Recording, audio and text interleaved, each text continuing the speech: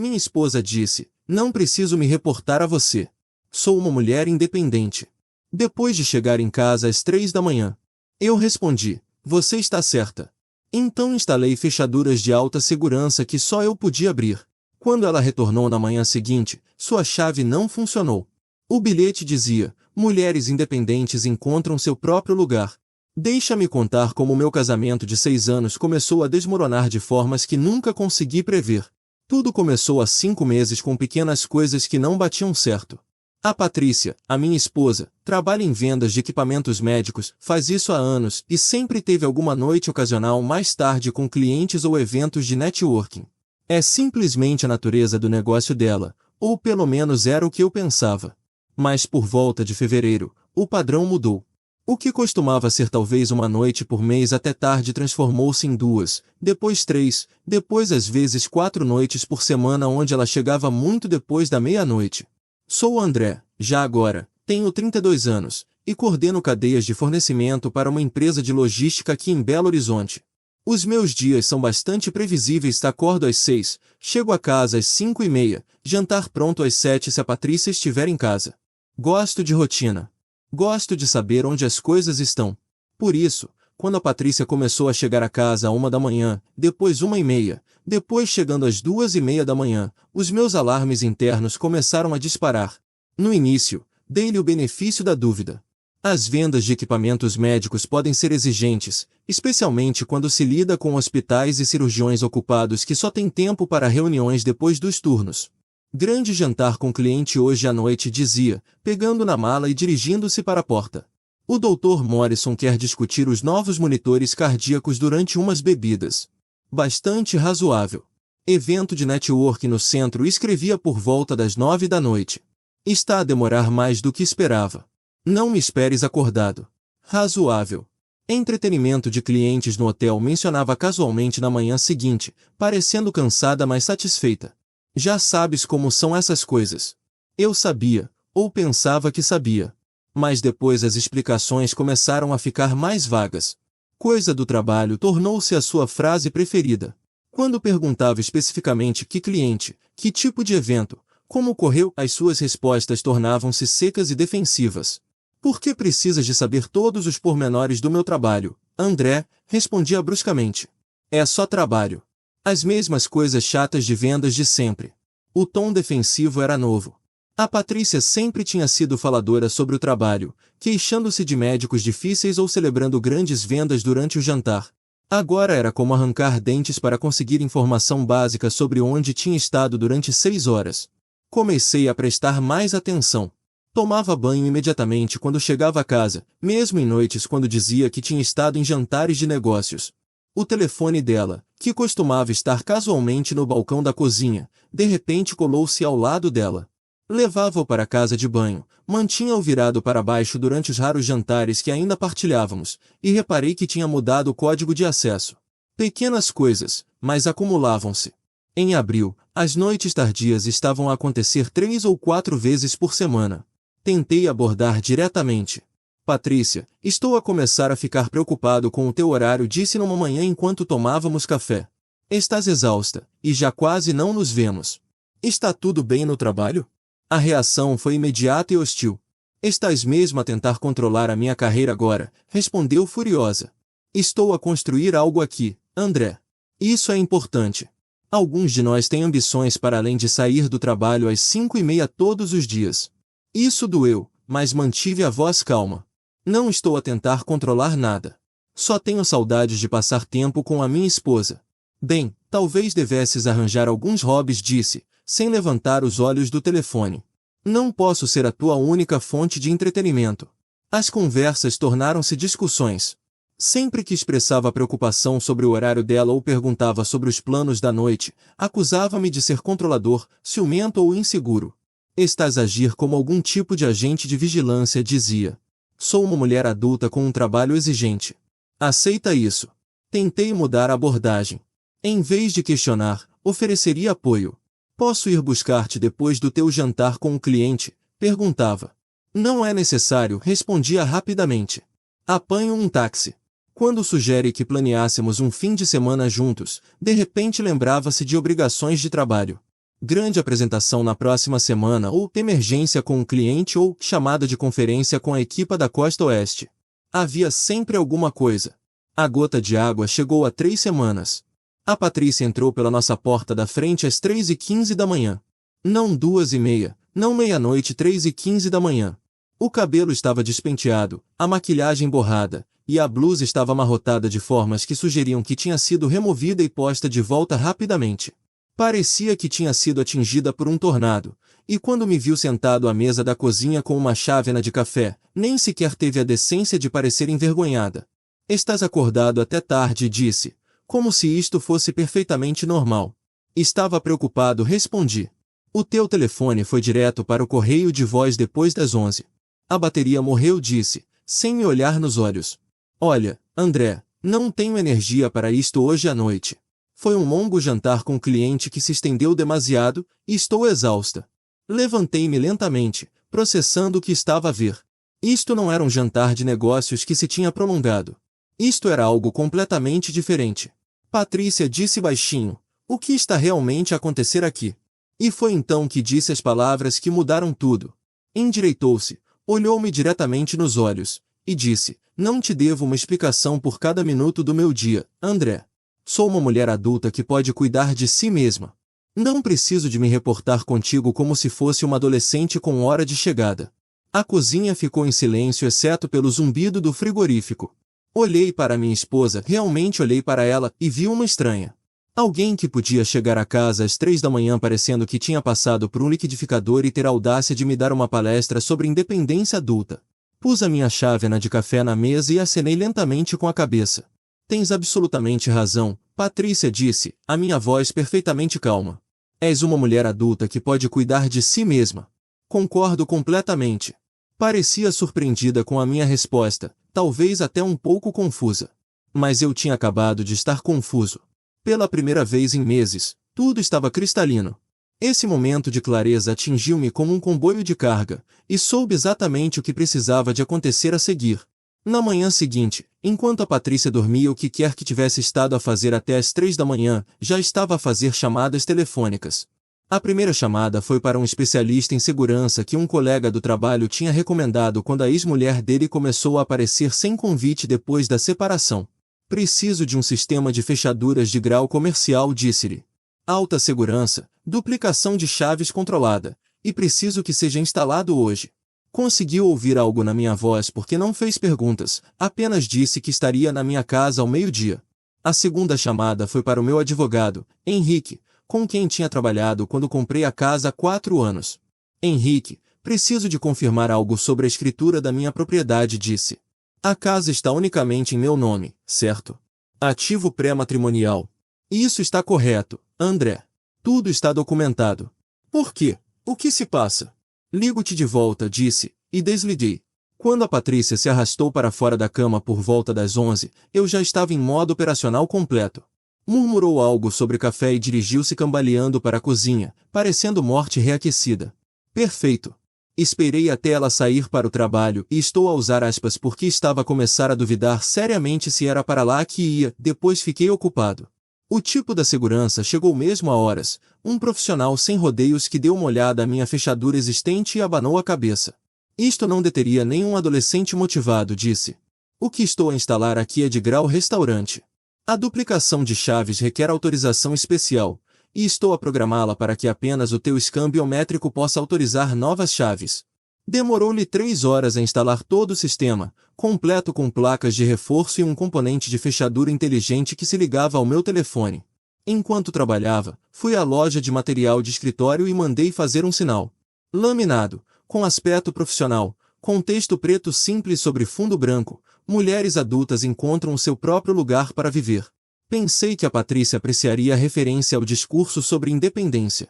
Nessa noite, comecei o processo tedioso de embalar as coisas da Patrícia. Cada peça de roupa, cada sapato, cada produto cosmético, cada livro que tinha trazido para nossa casa durante 6 anos. Fui metódico nisso, usando caixas de mudança de qualidade e embalando tudo cuidadosamente. Não sou um monstro, não ia tirar as coisas dela para sacos de lixo como alguma cena dramática de filme. Isto era negócio. As joias, o diploma universitário, a coleção de copos de vinho de vários eventos de trabalho, o equipamento de exercício, até aquela coleção ridícula de almofadas decorativas que insistia que precisávamos para a sala. Tudo foi para caixas, etiquetadas e organizadas na garagem. Deixei de fora um conjunto de roupa jeans, uma t-shirt, tênis, roupa interior e um casaco pensando que precisaria de algo para vestir no dia seguinte. Cortesia comum. Todo o processo demorou-me até quase meia-noite, mas não estava cansado. Sentia-me energizado de uma forma que não tinha sentido em meses. Pela primeira vez desde que este pesadelo começou, estava a tomar ação em vez de apenas absorver o que quer que a Patrícia decidisse distribuir. Por volta da 1 da manhã, acomodei-me na cama com um livro e esperei. O padrão da Patrícia tinha sido consistente, chegava entre as 2 e as 3:30 da manhã. Esta noite não seria diferente, exceto que esta noite seria muito diferente. Exatamente às 3:15 da manhã, e tenho de admirar a consistência dela, ouvi uma porta de carro bater na minha entrada. Consegui rastrear a aproximação através da aplicação da fechadura inteligente no meu telefone, vendo enquanto caminhava até a porta da frente. A câmara da campainha capturou tudo em detalhe HD perfeito. Primeiro, confusão. Tentou a chave uma vez, 2 vezes, depois olhou para ela como se de alguma forma a tivesse traído. Tentou a maçaneta da porta, abanando-a como se talvez a fechadura estivesse apenas emperrada.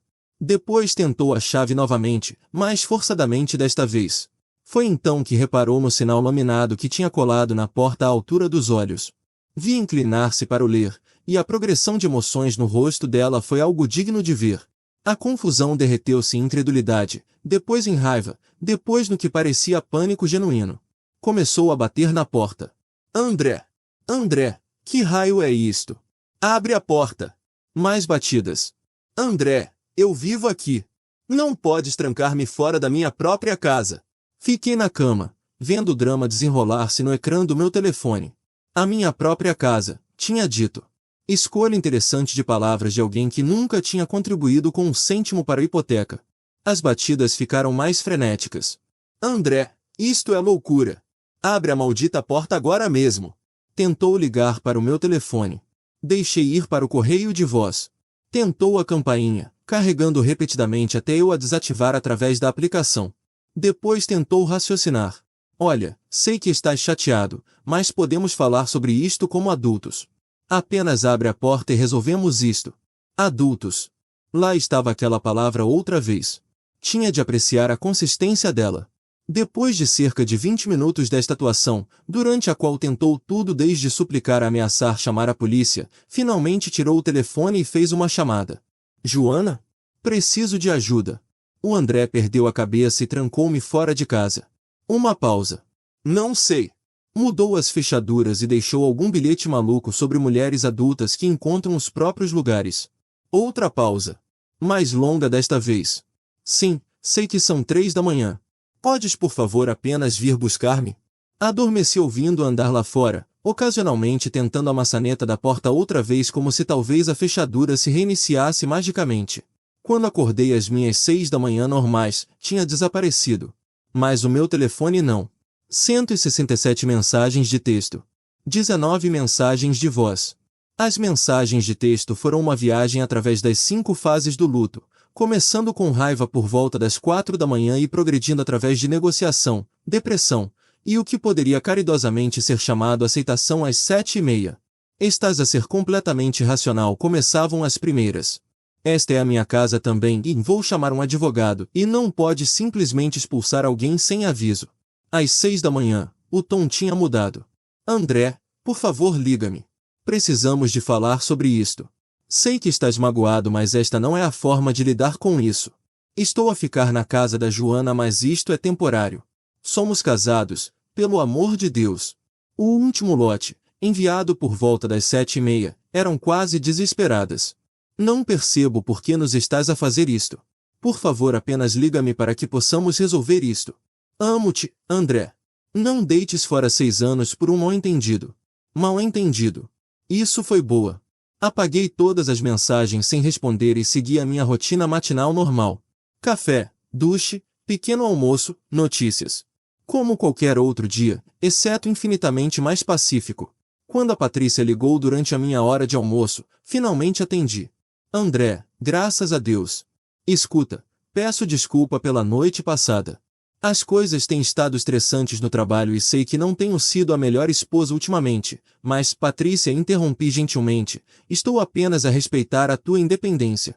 Deixaste muito claro que és uma mulher adulta que pode cuidar de si mesma. Estou simplesmente a dar-te a oportunidade de provares isso. Silêncio do outro lado. O que significa isso, exatamente? Significa que és livre de viver a tua vida adulta como escolheres, onde escolheres.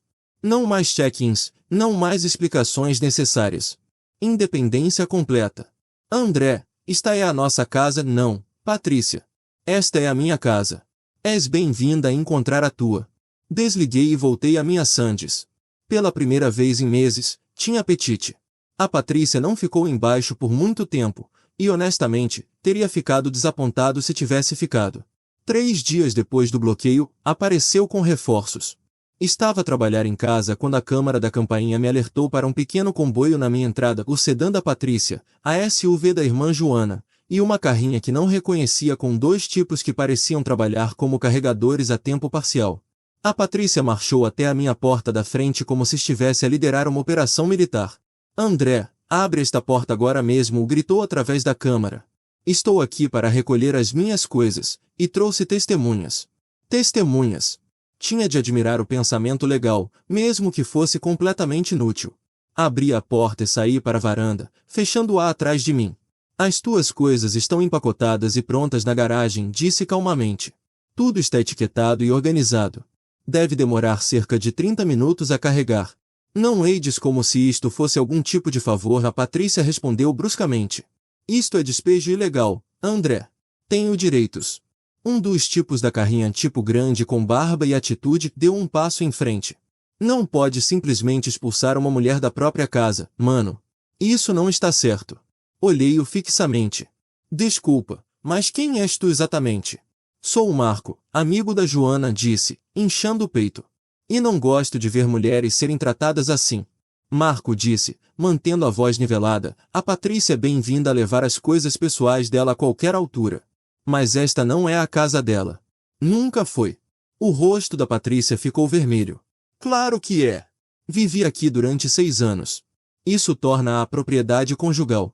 Na verdade, veio uma voz atrás de mim, não torna. Virei-me para ver o Henrique, o meu advogado, a caminhar pela entrada com uma pasta e um sorriso que podia cortar vidro. Tinha-lhe ligado nessa manhã, imaginando que a Patrícia podia tentar algo dramático. Henrique Martins, advogado, disse, estendendo a mão à Patrícia. Represento o Sr. André aqui. Entendo que há alguma confusão sobre propriedade. A Patrícia cruzou os braços. Não há confusão. Somos casados. Esta é a casa conjugal.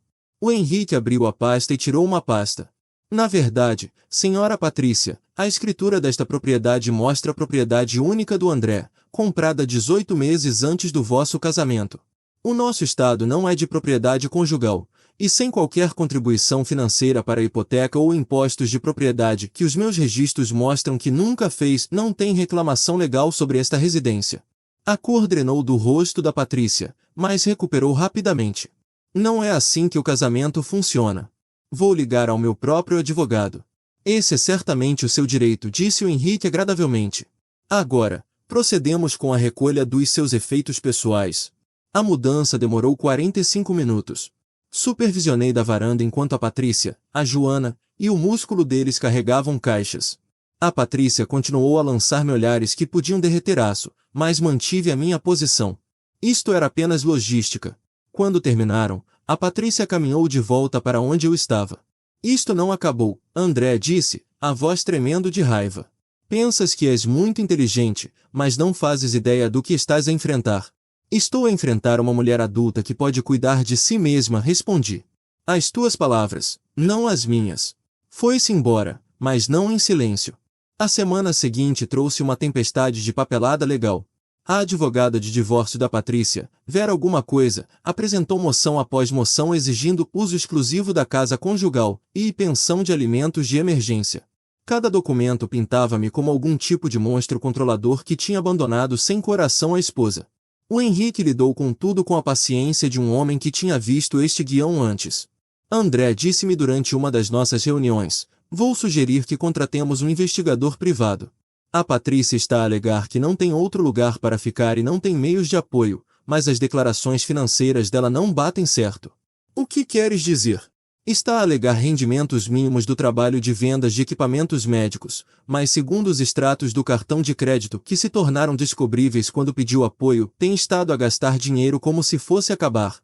Restaurantes caros, hotéis, viagens de fim de semana. Ou está a mentir sobre os rendimentos, ou alguém mais tem estado a pagar a conta. Pensei naquelas noites tardias, a atitude defensiva, o segredo repentino.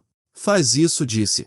O investigador, um ex-detetive da polícia chamado Santos, entregou as descobertas iniciais 2 semanas depois. O relatório era minucioso, profissional e absolutamente devastador. A sua esposa tem estado a manter uma relação com Bruno Silva, explicou o Santos, deslizando fotografias pela mesa de conferências do Henrique. É um cliente dela, casado, trabalha em aquisições de equipamentos médicos para um grupo hospitalar. Estas fotos mostram-nos a entrar e sair de vários hotéis durante os últimos 4 meses. Estudei as imagens. A Patrícia e um homem alto, de aspecto distinto em fatos caros. Pareciam confortáveis juntos, familiares. Como um casal. A mais, continuou Santos. O Silva possui um penthouse no centro de Belo Horizonte. A sua esposa tem estado a ficar lá regularmente, às vezes por dias. Também tenho evidência de viagens de fim de semana à casa de lago dele enquanto a esposa estava fora da cidade a cuidar da mãe doente. A cronologia coincidia perfeitamente com o horário de trabalho da Patrícia. Cada noite tardia, cada jantar misterioso com o cliente, cada evento de networking, tudo tinha sido uma mentira. Não tinha estado a construir a carreira. Tinha estado a construir uma relação com o marido de outra pessoa. E a esposa do Silva? Perguntou o Henrique. A doutora Silva é uma proeminente advogada de direito da família, disse o Santos. Tem estado a viajar frequentemente para cuidar da mãe, que está a receber tratamento contra o cancro. Não faz ideia da aventura. Senti algo frio assentar no meu peito. Não exatamente raiva, mas como clareza. Há quanto tempo estão juntos? Baseado no que posso documentar, pelo menos 6 meses. Possivelmente mais.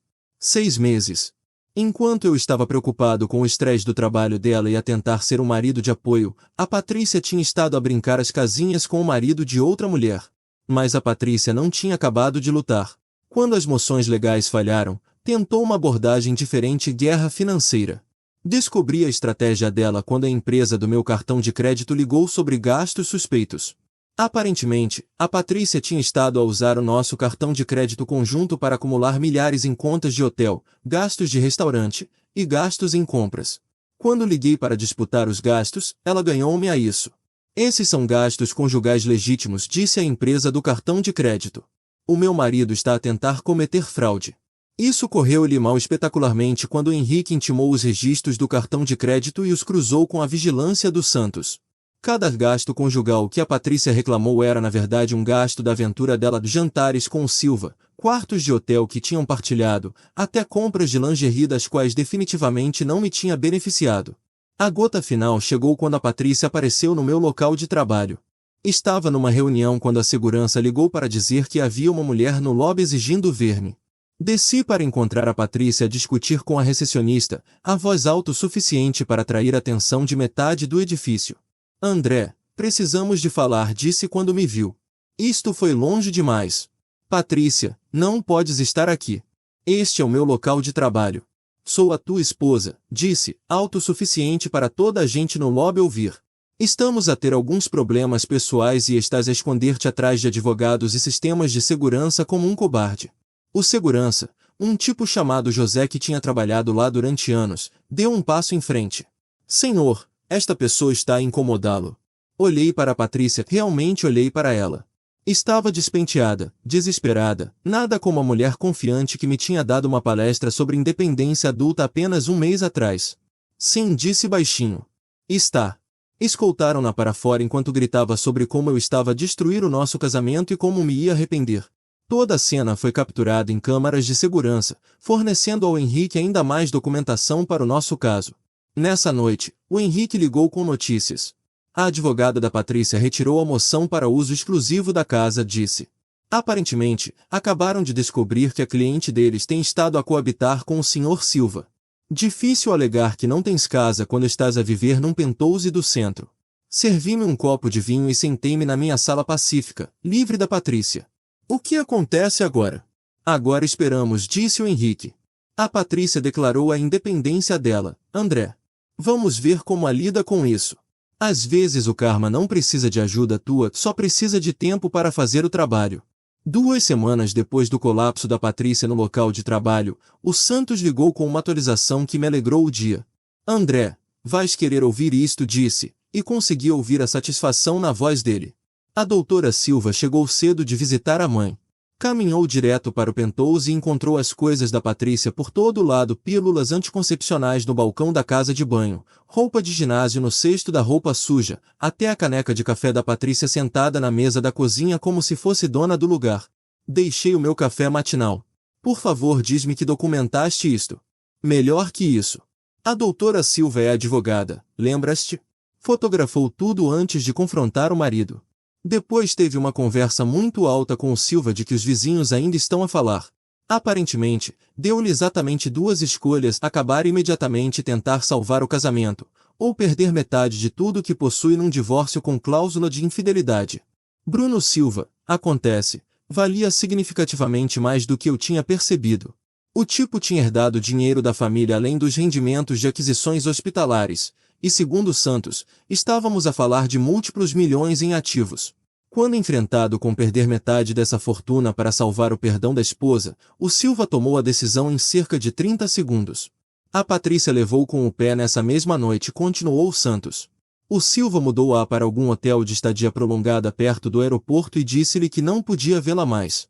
Ela ligou-lhe a chorar, a implorar, todo o repertório. Ele bloqueou o número dela. Senti uma mistura estranha de satisfação e pena. A Patrícia tinha queimado nosso casamento de 6 anos por um tipo que a despejou no momento em que lhe custou alguma coisa real. Mas a doutora Silva não tinha acabado. Como advogada de direito da família, sabia exatamente como tornar a vida da Patrícia complicada, e tinha os recursos para o fazer adequadamente.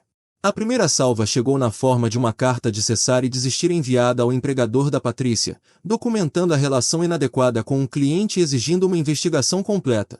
A indústria de equipamentos médicos é menor do que pensas, e a doutora Silva tinha ligações em todo lado.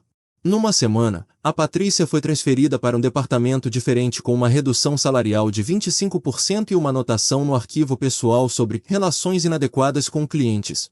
A segunda vaga foi ainda mais devastadora. A doutora Silva apresentou uma ação civil contra a Patrícia por interferência intencional com o casamento, procurando danos por angústia emocional e o custo de aconselhamento matrimonial.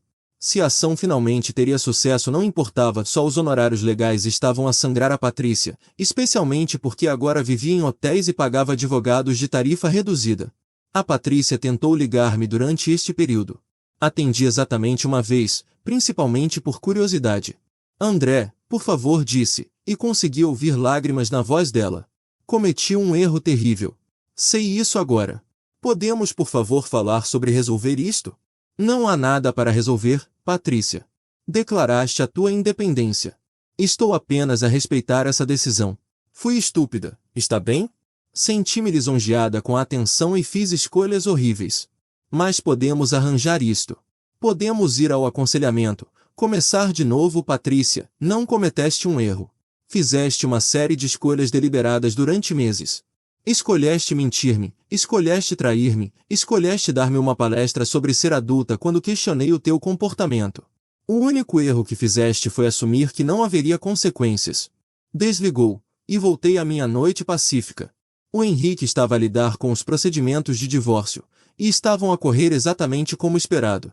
Como a Patrícia agora vivia com o Silva, ou pelo menos tinha estado antes da doutora Silva explodir o arranjo deles, não podia alegar abandono. Como a casa estava unicamente em meu nome, não tinha reclamações de propriedade.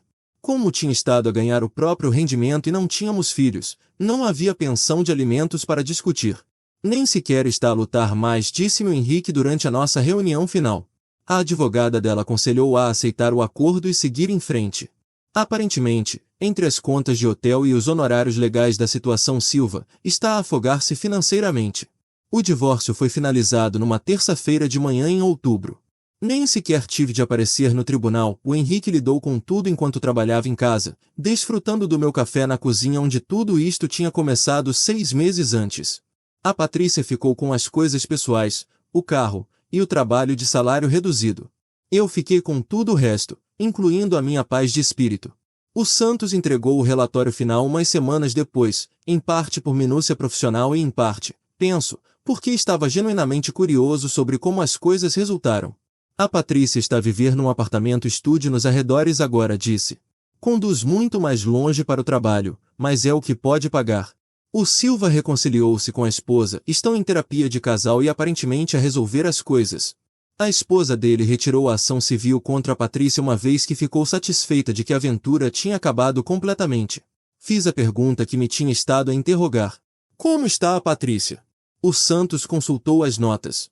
Publica muito nas redes sociais sobre novos capítulos e encontrar-se a si mesma, mas segundo uma amiga mútua com quem a Joana fala, passa a maior parte das noites sozinha com uma garrafa de vinho, a chorar e a perguntar-se como tudo se desmoronou tão rapidamente.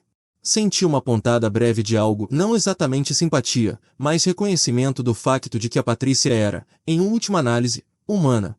Tinha feito escolhas que pareciam excitantes e libertadoras no momento, mas nunca pensou nas consequências a longo prazo. A independência adulta que tinha exigido tão vigorosamente tinha resultado ser mais do que esperava. Nestes dias, a minha vida é exatamente tão pacífica como esperava que fosse. Chego a uma casa silenciosa que fica exatamente tão limpa como a deixo. Não verifico o telefone ansiosamente quando toca a horas estranhas. Não fico acordado a perguntar-me onde o meu cônjuge realmente está ou o que realmente está a fazer. Como jantar quando quero, vejo o que quero na TV, e durmo a noite toda sem drama. A fechadura de alta segurança ainda está na minha porta da frente, embora não precise realmente dela mais. Mantenho-a em parte por segurança e em parte como lembrete da noite quando tudo mudou. À noite quando a Patrícia se declarou uma mulher adulta que podia cuidar de si mesma, e eu decidi levá-la à palavra.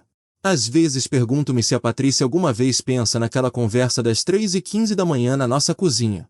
Se percebe que a exigência de independência foi o momento em que perdeu tudo o que realmente queria. Mas depois lembro-me de que isso já não é problema meu. A Patrícia conseguiu exatamente o que pediu: liberdade completa para viver a vida adulta como escolhe, onde escolhe, com quem escolhe tê-la. Só não esperava que a liberdade viesse com tanta responsabilidade. Quanto a mim, aprendi algo valioso sobre estabelecer limites e segui-los até ao fim. Quando alguém te mostra quem realmente é, acredita na primeira vez. E quando alguém exige ser tratado como um adulto independente, respeita-os o suficiente para conceder esse pedido completamente.